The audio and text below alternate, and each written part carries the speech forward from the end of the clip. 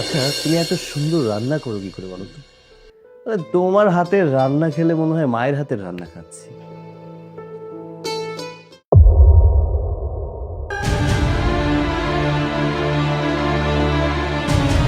এই, কি ব্যাপার? কিছুই তো বুঝতে পারলাম না।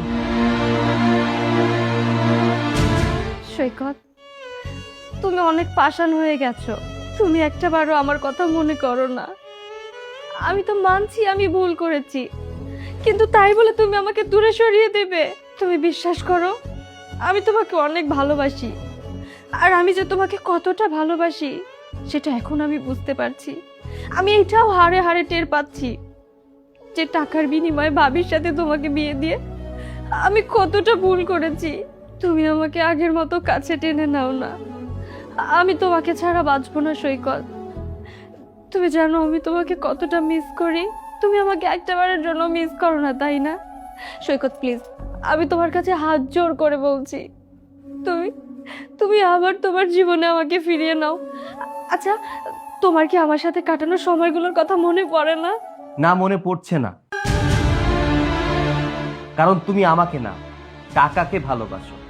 তুমি টাকাকে ভালোবেসে নিজের স্বামীকে অন্য একটা মেয়ের কাছে বিক্রি করে দিয়েছো। তাহলে তোমাকে মনে পড়ার তো কোনো প্রশ্নই আসে না। তোমাকে আমার জীবনে কখনো আমি ফিরিয়ে আনতে চাই না, তাই আমার কাছে মাপ চেয়ে কোনো লাভ নেই। ভাবি, ভাবি, ব্যাগের মধ্যে 20 লক্ষ টাকা আছে।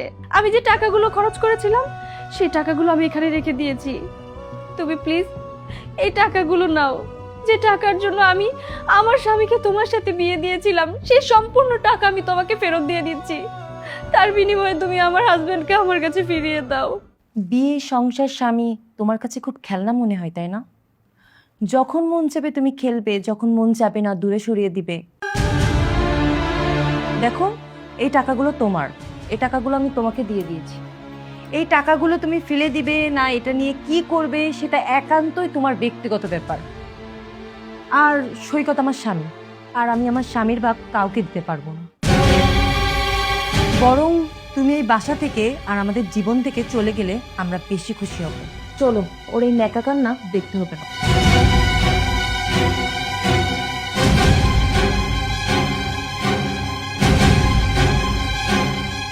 হে আল্লাহ, আমি এখন কি করব তুমি আমাকে বলে দাও। আমি আমার ভুল বুঝতে পেরে সবার কাছে ক্ষমা চেয়ে নিয়েছি, কিন্তু কেউ আমাকে ক্ষমা করছে না। আমি যাকে ভালোবাসি, আমার স্বামী, সেও আমাকে বোঝার চেষ্টা করছে না। আমার বাড়ির লোকজন, তারাও আমাকে বোঝার চেষ্টা করছে না। আমার স্বামী আমাকে মেনে নেবে না, কিন্তু আমি তো আমার স্বামীকে ছাড়া থাকতে পারবো না, বাঁচতে পারবো না। তাহলে আমি যেহেতু আমার স্বামীকে পাবোই না, এই জীবন রেখে আমি কি করব? এই জীবন থাকার থেকে না থাকা অনেক ভালো। হয়তো এই পৃথিবী ছেড়ে, সবাইকে ছেড়ে যখন আমি চলে যাব, তখন সবাই বুঝতে পারবে যে আমি আমার ভুলটা বুঝতে পেরেছি। এই, কি করছো তুমি? হ্যাঁ, পাগল হয়ে গেছো? হ্যাঁ হ্যাঁ হ্যাঁ, আমি পাগল হয়ে গেছি। আমি যে আমার ভুলটা বুঝতে পেরেছি, সবার কাছে ক্ষমা চাচ্ছি, কিন্তু কেউ আমাকে বোঝার চেষ্টা করছে না। তুমিও বোঝার চেষ্টা করছো না। আমার চোখের সামনে দিয়ে আমার ভালোবাসার মানুষকে নিয়ে আরেকজন ঘোরাঘুরি করবে, এগুলো আমি সহ্য করতে পারবো না।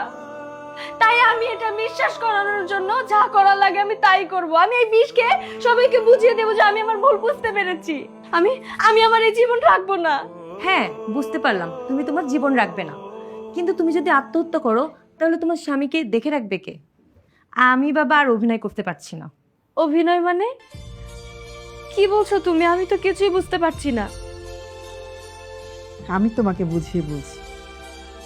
তুমি যখন সৈকতকে বৌমার সাথে বিয়ে দিতে চাচ্ছিলে, তখন বৌমাও রাজি ছিল না, সৈকতও রাজি ছিল না। তুমি ভুল করছো, আর এই ভুলটা তোমাকে বোঝানোর জন্যই আমরা এই অভিনয়টা করেছি। আসলে সৈকতের সাথে তো বড় বৌমার বিয়েই হয়নি। তোমার এই ভুলটা বুঝিয়ে দেওয়ার জন্যই ওরা এই নাটকটা করেছে, আর এই নাটকটা আমি করতে বলেছি। সৈকত, মা এসব কি বলছে? হ্যাঁ, মা যা বলছে একদম ঠিক বলছে। আমার মায়ের পরে আমার ভাবির স্থান, মায়ের পরে আমি তাকে বসিয়েছি। তাকে কি করে বিয়ে করি বলো তো? আমি যা কিছু করেছি তোমার ভুলটা ভাঙানোর জন্য করেছি। আজকে ভালো লাগছে তুমি তোমার ভুলটা বুঝতে পেরেছো, এটাও বুঝতে পেরেছো কখন কিসের পেছনে ছুটতে হবে।